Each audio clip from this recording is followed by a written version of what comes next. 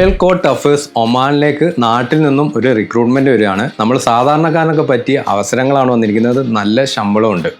3 കാറ്റഗറികളാണുള്ളത്. ഒന്നാമത്തേത് ഹോട്ട് ഷെഫിൻ്റെ വേക്കൻസിയാണ്, രണ്ടാമത്തേത് ബേക്കർ, മൂന്നാമത്തേത് ബാർബറിൻ്റെ വേക്കൻസിയാണ്. ഈ വരുന്ന സെപ്റ്റംബർ 29 കൊച്ചിയിൽ ഇൻ്റർവ്യൂ നടക്കുന്നത്.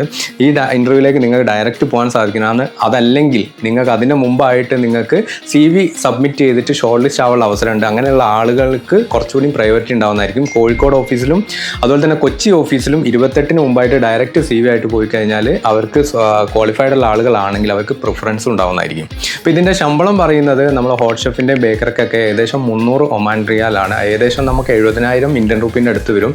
അതുപോലെ തന്നെ ബാർബർക്ക് വരുന്നത് 300 മുതൽ 350 OMR ആണ്. അതായത് ഏകദേശം 80,000 രൂപേൻ്റെ അടുത്ത് സാലറി വരുന്നുണ്ട്. 8 മണിക്കൂറായിരിക്കും ഡ്യൂട്ടി ഉണ്ടാവുക. 45 വയസ്സിന് താഴെയുള്ള ആളുകളായിരിക്കണം. അത്യാവശ്യം കമ്മ്യൂണിക്കേഷൻ സ്കില്ലൊക്കെ ഉണ്ടാവണം. അതുപോലെ തന്നെ അക്കോമഡേഷനും ട്രാൻസ്പോർട്ടേഷനൊക്കെ കമ്പനി പ്രൊവൈഡ് ചെയ്യുന്നതായിരിക്കും. ഈ ഒരു ഇൻ്റർവ്യൂ നിങ്ങൾക്ക് വേണ്ടി കോർഡിനേറ്റ് ചെയ്യുന്നത് ബിച്ച ഗ്രൂപ്പാണ്. അപ്പോൾ അവരെയാണ് നിങ്ങൾ കോൺടാക്ട് ചെയ്യേണ്ടത്. അവർ കോൺടാക്ട് ചെയ്യാനുള്ള നമ്പറാണ് ഞാൻ താഴെ കാണിക്കുന്നത്. അവരെ കോൺടാക്ട് ചെയ്യാം. കോൺടാക്ട് ചെയ്തതിന് ശേഷം നിങ്ങൾ കാര്യങ്ങളൊക്കെ കറക്റ്റായിട്ട് ചോദിച്ച് മനസ്സിലാക്കുക.